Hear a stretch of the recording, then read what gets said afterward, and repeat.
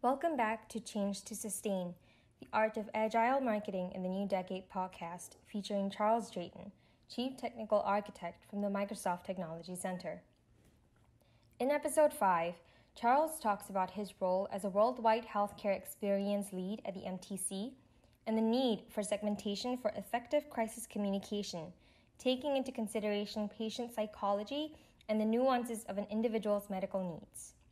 So now that I have two big technocrats on the session, I would love to hear how Microsoft is actually going into the market with its, how to get the small, leave out the enterprises, even the small and medium businesses, which have probably felt the biggest impact because they may have not even been ready for the respective transformation or even for this particular period that they're going through. What has Microsoft done in terms of, accelerator packages or getting them to quickly jump onto, technology to benefit from it? I'd love to hear that. Yeah, well, in addition to my capacity as Chief Technical Architect, I'm also a Worldwide Healthcare Experience Lead at the Microsoft Technology Center. And one of the things that I found within healthcare is that there's been a significant impact that COVID has had, not just on the healthcare aspect of it as well, but even on the communication. So there's this concept of crisis communication. So what happens during a crisis? And I think, as you all know, COVID is not the only crisis that we're facing right now in the US. There are a number of them. And crisis communication has become one of the more potent and effective methods of actually communicating with people. A lot of times we've been talking about consumers, but there's also the idea of communicating with patients. So in my capacity as Worldwide Healthcare Lead, a lot of what I'm doing is working with hospitals on ways of doing the same sort of segmentation for patients. So it becomes patient psychology.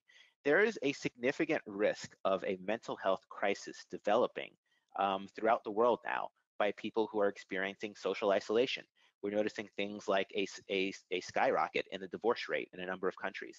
We're looking at an increase in a suicide rate. We're looking at an increase in violence that takes place, particularly domestic violence. These are all signs of something of a mental health issue that's taking place. So I'm working with a lot of organizations in healthcare to figure out ways of engaging with patients to say things like, we've identified people based upon their overall risk score, right? So we're looking at things like the impact of being sedentary on things like diabetes, on your ability to get medication. What are things that we can do as a proactive outreach to make sure that you're continuing to do the things that you need in order to maintain your wellness? So that kind of communication becomes key. I want to be able to identify people who are considered high risk, who have high levels of comorbidities, and even having partnerships with organizations like in the US Walgreens, a Microsoft partner, to be able to say, hey, here are coupons to create incentives for people to buy leafy green vegetables, to do more things where you're cooking at home. So what are some things that we can do there? And a lot of that is, beyond just a consumer aspect. The whole idea of being able to reach people who would sometimes fall through the cracks has become a big priority for us. From a technical standpoint, a lot of that comes through things like your technology, being able to do the right kinds of segmentation, being able to build journeys that are based upon that kind of communication, being able to have bots that can have the ability to engage with patients to say, how are you feeling? And then be able to escalate to the right types of channels depending upon their answers. Bots become a very, very important channel for having and maintaining ongoing communication with patients. Thank you for tuning in.